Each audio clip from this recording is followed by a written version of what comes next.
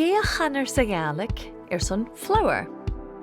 Sé Dìthean nó Seadh a chanas na leosaí airson flower.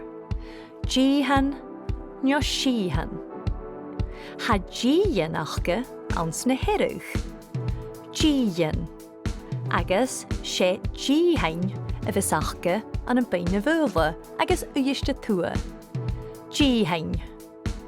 Agus sé flúr van bhearla a chanasat an na uiste dís, an na néadiscai is barai. A thuileach a bhíonn an scianach, rársad agus tiirigh. Flúr. Cloinead flúr agus lús an na mula. Agus channeil an sin ach blasad gin bhearst des Dualchainntean a dheoir sa Gaelic.